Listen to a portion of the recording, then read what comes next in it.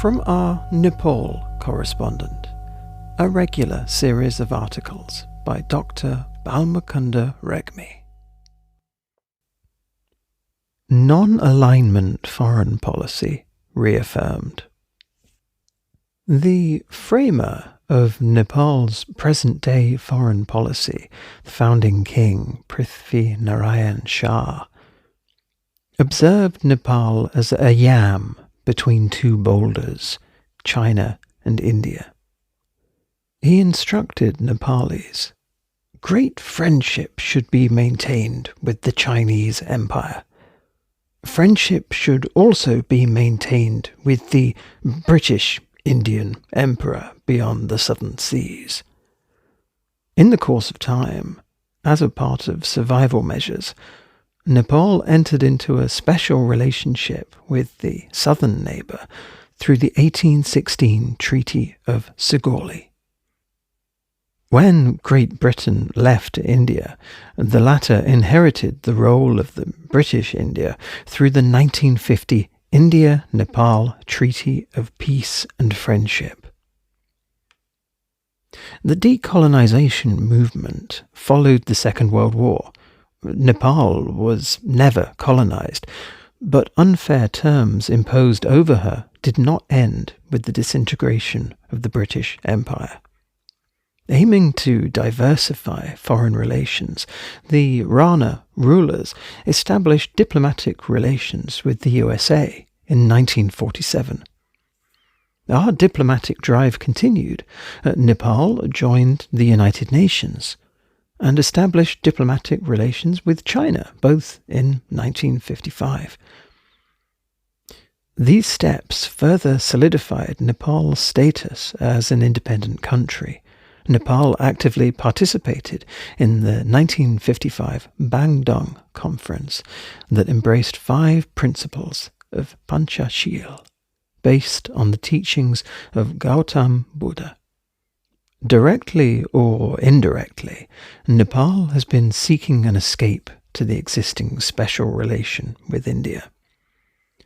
Addressing the UN General Assembly in 1960, Prime Minister B.P. Koirala said, "Nepal judged every international issue on its merit, without consideration of anybody's fear or favour." An attempt to correct course indeed. Nepal became a formal member of the non-aligned movement in 1961. In 1975, King Birendra proposed to make Nepal a zone of peace, which garnered the support of over 130 countries out of the then existing 135 countries, but could not get support from India or Russia. This idea was put in limbo with the introduction of a multi-party system in 1990. These efforts can be viewed as an extension of the instructions of King PNS.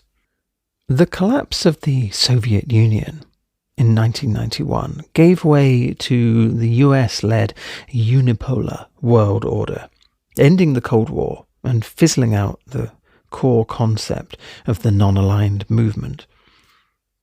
Slowly, Europe, East Asia, and Africa tried to develop regionalism. Countries like China, India, South Africa, and Russia began to make the world multipolar. Yet the US-led NATO absorbed the former Soviet-led Warsaw Pact members and former Soviet republics, pushing its territory toward the Russian border. Meanwhile, the equilibrium of global power balance has changed. It has drifted away from the US. Disgraced, Russia had a deep resentment against the US.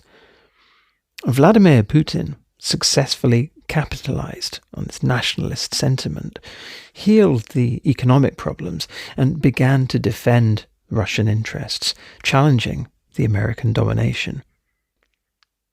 Meanwhile, the US debt continued to increase. Her rival, China, became the second largest world economy, the first largest in terms of purchase power parity.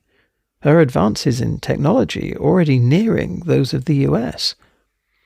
Nuclear weaponry does not remain a US monopoly.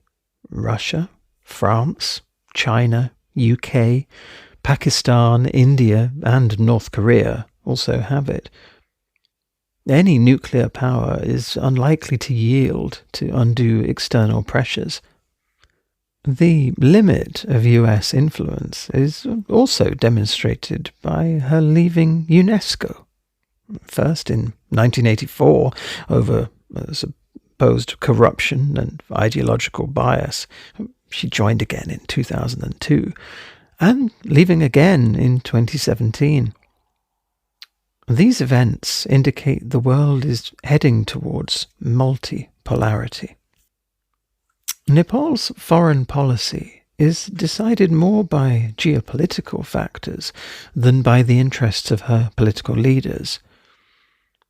Whatever PNS advised, faced with a strong British wave, the Rana rulers aligned with Britain.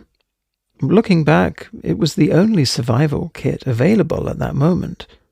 The adoption of the non-alignment policy and the zone of peace proposal were indeed course correction attempts.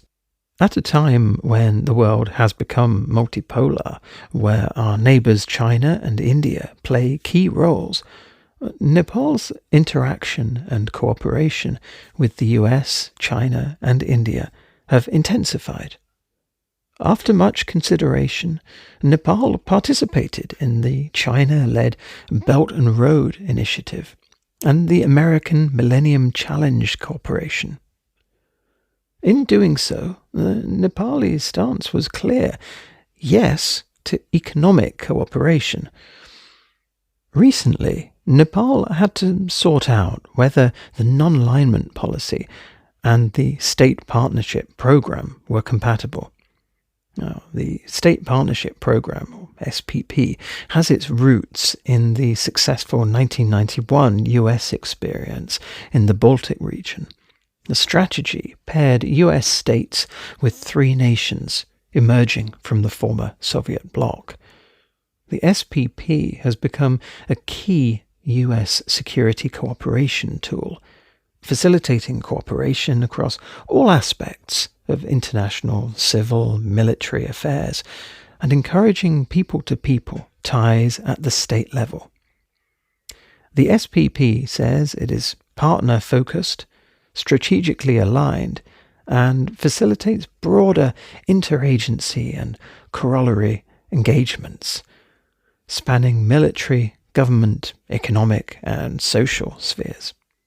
As authorized by the government of Nepal, the Nepal Army requested the establishment of a National Guard SPP for Nepal in the aftermath of the 2015 earthquake, seeking logistic and training support to cope with disaster.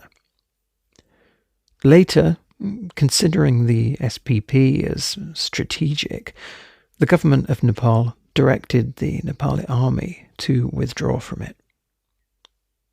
Whether it be a part of the Indo-Pacific strategy or not, the SPP was and is a strategic program. Here, the Nepali stance is clear: no to strategic cooperation. Given the non-alignment policy has remained our long-term survival kit, nobody in the government, the bureaucracy, or the army can be supposed to go against it. Blame games and fault findings will not help. At a time when we're trying to solve an existing unfair treaty with India, we need to be careful not to make similar mistakes with any power. So far, our neighbours need not to overreact. Nepal is aware of the geopolitics. We know that non-alignment policy best meets our interests and promotes regional peace and cooperation. An interesting regional history lesson there. We give gracious thanks, as ever, to our Nepal correspondent, Dr Balmukunda Regmi, Professor of Pharmacy at Tribhuvan University, Kathmandu. Is there a subject you'd like to hear Dr. Regmi's opinion on? Would you like to feedback on these programs? Please get in touch. You can email info@bewaretheradio.com, or you can find us on social media.